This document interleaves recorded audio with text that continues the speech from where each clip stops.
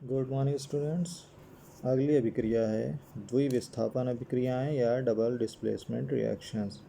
वे रासायनिक अभिक्रियाएं जिनमें अभिकारक यौगिकों के आयनों अथवा मूलकों के परस्पर विनिमय द्वारा नए उत्पाद बनते हैं।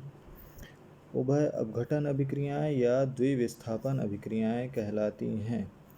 इस अभिक्रिया में जो भी अभिकारक के यौगिक होते हैं उन यौगिकों के आयन एक दूसरे द्वारा आपस में बदल लिए जाते हैं और बदलने के पश्चात नए यौगिक का निर्माण कर लेते हैं, जैसे सोडियम सल्फेट और बेरियम क्लोराइड। सोडियम सल्फेट पहला यौगिक, बेरियम क्लोराइड दूसरा यौगिक। इन दोनों पदार्थों में सोडियम सल्फेट बेरियम क्लोराइड के क्लोरीन से सोडियम क्रिया कर लेता है और बेरियम सोडियम सल्फेट के सल्फेट से क्रिया करके बेरियम सल्फेट और सोडियम क्लोराइड बना लेता है। यहाँ पर इस अभिक्रिया में सोडियम सल्फेट एक यौगिक, बेरियम क्लोराइड दूसरा यौगिक है। इन दोनों यौगिकों के आयनों द्वारा सोडियम आयन और सल्फेट आयन दो प्रकार के आयन इसमें हैं। बेरियम आयन और क्लोराइड आयन इसमें है। इसमें सोडियम आयन क्लोरीन आयन के क्लोराइड आयन के साथ और बेरियम आयन सल्फेट आयन के साथ अभिक्रिया करके नए उत्पाद बना रहा है। इस प्रकार की अभिक्रिया को द्विविस्थापन या उभय अपघटन अभिक्रिया कहते हैं। इसी प्रकार सिल्वर नाइट्रेट और पोटेशियम क्लोराइड आपस में आयनों की अदला बदली करते हैं और अदला बदली करने के पश्चात सिल्वर क्लोराइड और पोटेशियम नाइट्रेट बना रहे हैं। अतः इस प्रकार की अभिक्रिया को द्विविस्थापन अभिक्रियाएं कहते हैं। अगली अभिक्रिया है ऊष्माक्षेपी तथा ऊष्माशोषी अभिक्रियाएं, एक्सोथर्मिक एंड एंडोथर्मिक रिएक्शंस। सामान्यतः अभिक्रियाएं ऊष्मा परिवर्तन के साथ ही संपन्न होती हैं, अतः ये दो प्रकार की होती हैं। पहली है ऊष्माक्षेपी अभिक्रियाएं या एक्सोथर्मिक रिएक्शंस। वे रासायनिक अभिक्रियाएं जिनमें क्रिया के फल स्वरूप ऊष्मा प्रदान होती है ऊष्माक्षेपी अभिक्रियाएं कहलाती हैं। जैसे मेथेन जब ऑक्सीजन के साथ क्रिया करती है तो कार्बन डाइऑक्साइड और जल बनाती है। इसके अलावा यहाँ से ऊष्मा भी प्राप्त होती है।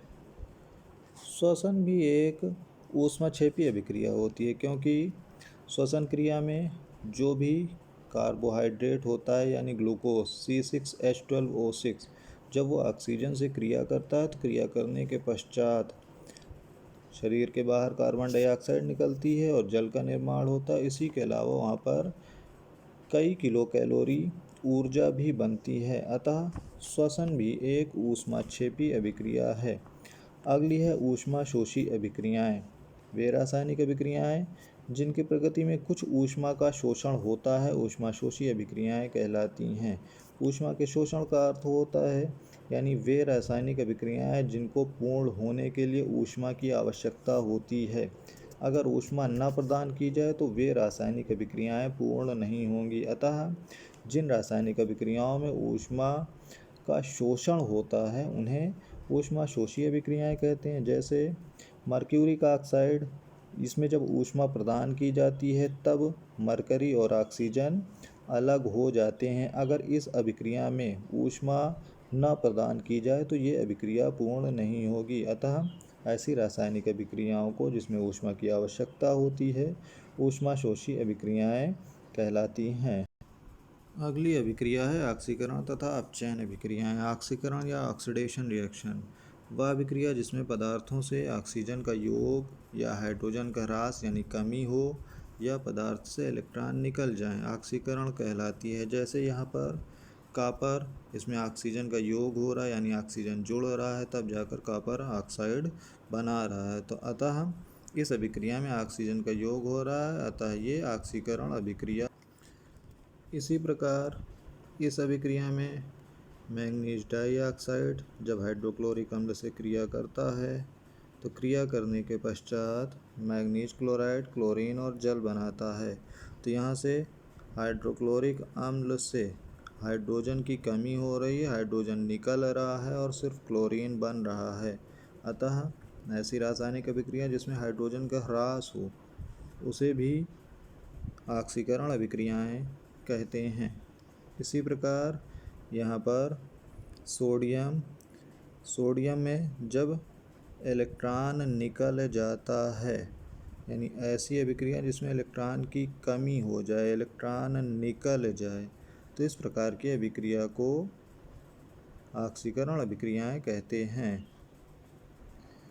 अगली है अपचयन या रिडक्शन रिएक्शन। वह अभिक्रिया जिसमें ऑक्सीजन का ह्रास या हाइड्रोजन का योग हो या पदार्थ को इलेक्ट्रॉन प्राप्त हो या इलेक्ट्रॉन जुड़ें, अपचयन अभिक्रिया कहलाती है। यह ऑक्सीकरण के बिल्कुल विपरीत है।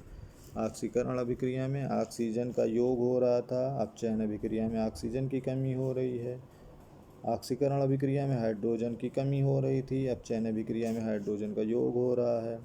ऑक्सीकरण अभिक्रिया में इलेक्ट्रॉन निकल रहे थे, अपचयन अभिक्रिया में इलेक्ट्रॉन जुड़ रहे हैं या प्राप्त हो रहे हैं।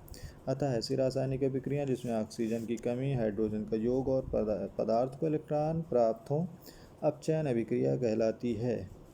जैसे यहाँ पर कॉपर ऑक्साइड जब हाइड्रोजन से क्रिया करता है तो इसमें ऑक्सीजन की कमी हो जाती है।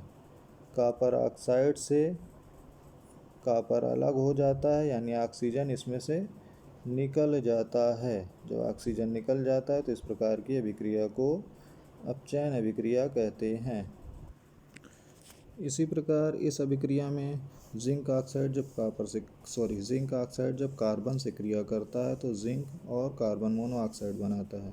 यहाँ पर जिंक ऑक्साइड से ऑक्सीजन निकल रहा है, निकलने के पश्चात सिर्फ जिंक बचता है, यानी ऐसी अभिक्रिया जिसमें ऑक्सीजन की कमी हो। जब ऑक्सीजन की कमी होती है तो इस प्रकार की अभिक्रिया को अपचयन अभिक्रिया कहते हैं। ऐसी रासायनिक अभिक्रिया जिसमें इलेक्ट्रॉन प्राप्त है, यानी सोडियम जो एक इलेक्ट्रॉन प्राप्त करता है तो सोडियम बनाता है, यानी सोडियम आयन में जब एक इलेक्ट्रॉन प्राप्त हो जाएगा तो सिर्फ सोडियम पदार्थ बनेगा। अतः यहाँ पर सोडियम आयन इलेक्ट्रॉन ग्रहण करके सोडियम बना रहा है।